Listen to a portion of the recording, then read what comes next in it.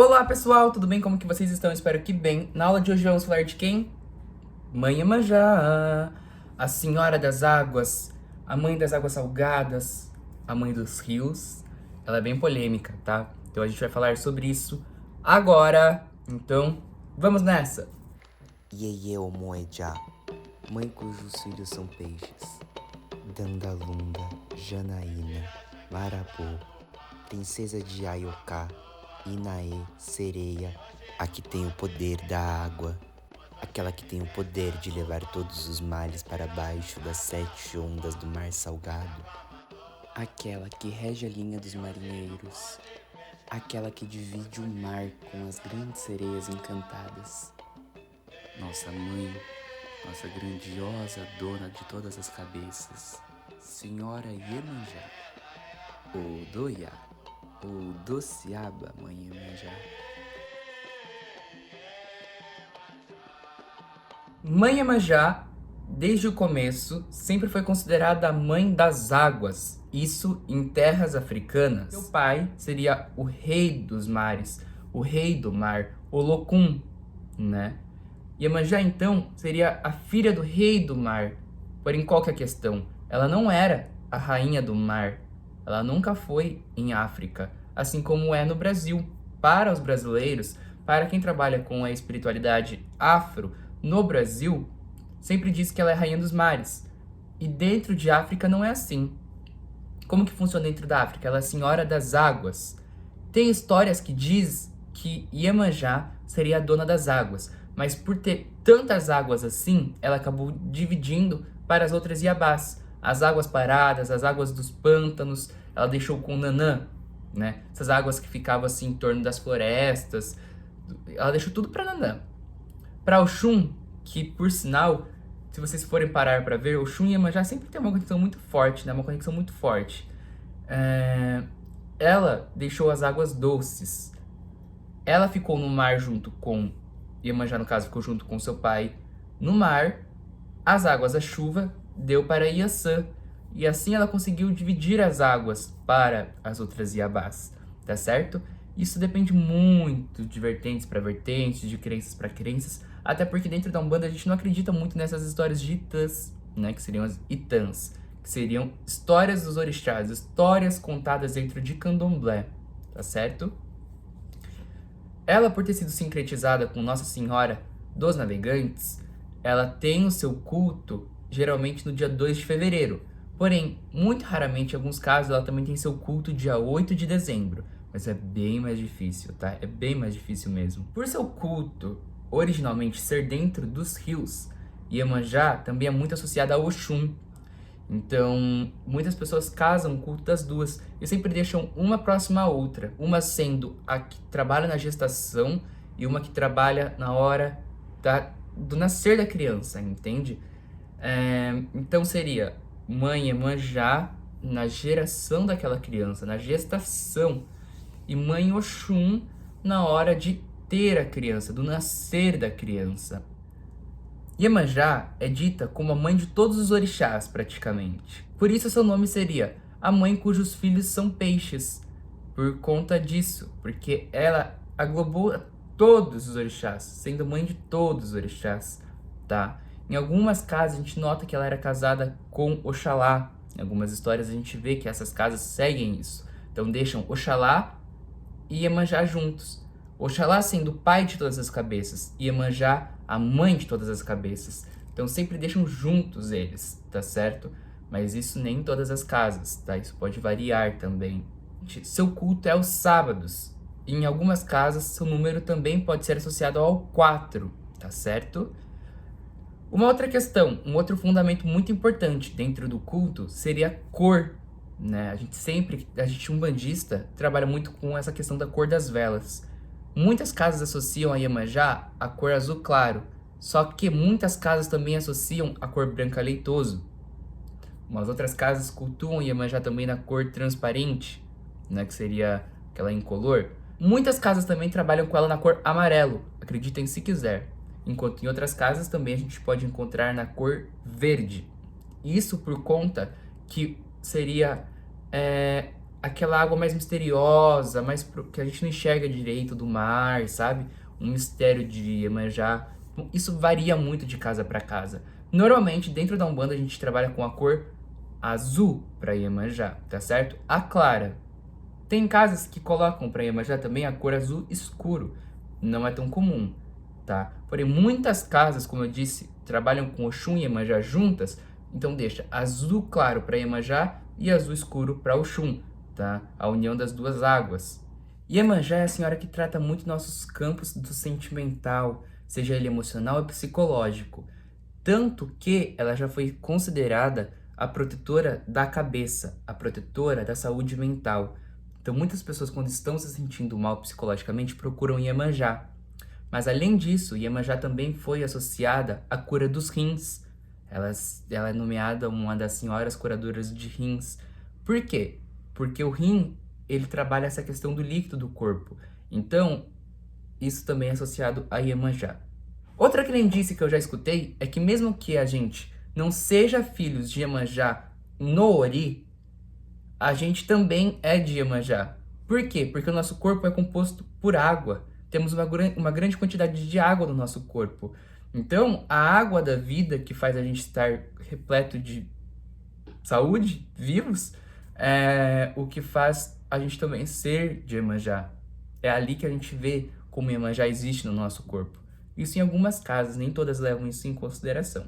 E assim como Oxalá tem o Opaxorô, Exu tem o Ogó, nossa mãe Iemanjá tem o Abebé, o espelho. Mas só isso? Claro que não.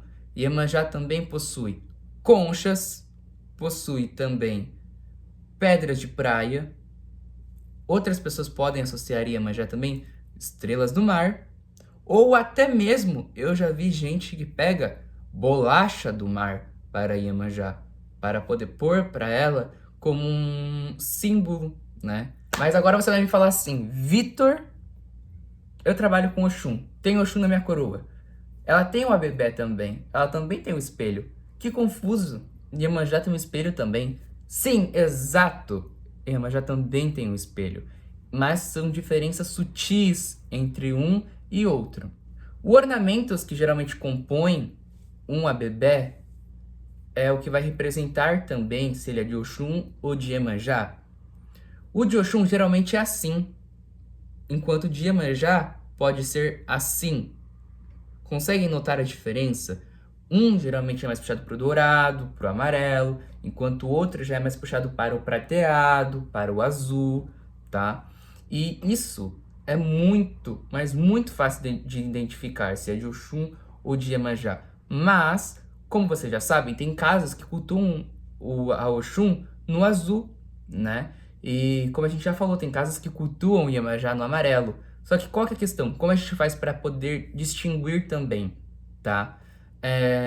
Perguntando para o dirigente espiritual, é claro, mas, como vocês podem notar, o de Oxum geralmente não tem essas conchinhas. De Iemanjá tem, de Iemanjá às vezes tem búzios, estrelas do mar. Então tem fundamentos da Iemanjá. Então tem abebés que não importa a cor, mas tendo os símbolos ali você já sabe de quem que é, né? E qual que é a questão também? Oxum, geralmente, ela vem e olha para si no espelho. Ela vai olhando para si. E quando ela faz isso, ela está fazendo com que as pessoas olhem para si mesmas, tá? Ela está fazendo com que as pessoas passem a olhar suas próprias qualidades, suas próprias questões. Enquanto Iemanjá também pega o espelho e mostra para as pessoas. Então ela está fazendo as pessoas olharem quem elas realmente são. Iemanjá trabalha fazendo as pessoas olharem o seu inimigo, olhar para ele mesmo, sabe? Iemanjá também usa espelho como uma forma de blindar você, porque o que bate no espelho volta, entendeu? Então, se seu inimigo tá te atacando, Iemanjá vai lá e pum, devolve, entendeu? Então, essa é uma das diferenças também de abebés. Claro que isso pode mudar de casa para casa, tá certo? Mas é o que eu mais vejo as pessoas acreditando, tendo essas duas diferenças também. Agora, um ponto polêmico e até mesmo um pouco triste é que Iemanjá, na maioria das vezes, nos seus itãs, é julgada e zombada, caçoada por conta de seus seios fartos, já que ela teve muitos filhos, muitos, todos eles ela amamentou. Então, geralmente, Na África, Iemanjá tem os peitos um pouco mais caídos, né? E nas histórias, os orixás masculinos, né, acabam caçoando dela, acabam zoando ela, entre aspas, acabam brincando e ferindo o emocional dela, falando de seus seios. E isso não é legal. Não façam isso nunca, pelo amor de Deus, com ninguém. Isso foi um fundamento que se perdeu aqui no Brasil. Por quê? Bom, aqui eu tô no Japão, né? Mas aí no Brasil, onde você tá vendo. Por quê? Porque ela precisou ser modificada para chegar aqui. Porque Iemanjá é uma representação feminina de seios caídos, com a pele negra, ou tem pessoas que falam que negro é um termo pejorativo, preferem que falem preta. Então, pele preta, e além de tudo, possui seus traços afro, né? E não veste aquela roupinha com aquela cinturinha e aquele cabelão liso, né? Então, isso foi uma imagem que foi modificada ao chegar no Brasil. Há quem diga que essa imagem aqui é de uma falangeira de Iemanjá. Não necessariamente Iemanjá, mas sim de Janaína. Porém, também é possível ver que isso não é aceito em algumas casas. E falam que foi sim uma tentativa de embranquecimento do orixá. Então dizem que, na verdade, Janaína seria assim. Então isso tudo pode variar muito, tá? Por isso eu falo, tudo depende de casa para casa. Pergunte pro seu dirigente espiritual. Na nossa equipe funciona assim, assim, assim, assado. Ah, tá bom, entendi. Você já vai lá, anota, aprende, tá bom? Que ali é o certo isso, entendeu? Ali é aquilo que é o certo, então você vai ter que seguir aquilo. E como eu falei, tem casas que também usam imagem de Nossa Senhora dos Navegantes para Iemanjá. Então, se na sua casa é assim, é o certo e acabou, tá? Claro, tem coisas que vocês podem questionar sim os seus dirigentes espirituais. Mas tem coisas que às vezes você tem que respeitar sim a regra da casa, tá? As ervas de Iemanjá pode variar muito de casa para casa, assim como todas as ervas que eu citar aqui. Vai chegar um momento em que eu não vou ficar falando mais. É de casa para casa, de casa para casa. Vocês vão pegando aos poucos, tá? Então vocês já vão sabendo que o que eu tô falando pode variar de casa para casa. E não é porque eu estou falando que é porque eu sigo, tá? Mas eu vou evitar ficar falando constantemente de casa para casa, tá bom? Mas vamos lá. As ervas de Iemanjá, normalmente, a mais usada é, sem dúvidas, a alfazema. Por quê? Porque dizem que é o cheiro da Iemanjá, o perfume da Iemanjá. Ou pelo menos de suas falangeiras. Então é super aceito você ter uma alfazema para Iemanjá. Tanto o perfume, quanto também a flor em si, tá? A erva em si. Enquanto para outros lugares também a rosas brancas é muito associada a Iemanjá, tá? E eu coloco rosas brancas para Iemanjá. Eu vejo como um símbolo fundamental para Iemanjá. E qual comida podemos colocar para a mãe Iemanjá? Sem dúvidas, uma das coisas mais aceitas e que todo mundo coloca para Iemanjá é o clássico manjar de coco. É o clássico. Tipo, todo lugar que eu vou, sempre colocam para ela. Já vi lugares que colocam arroz doce, tá?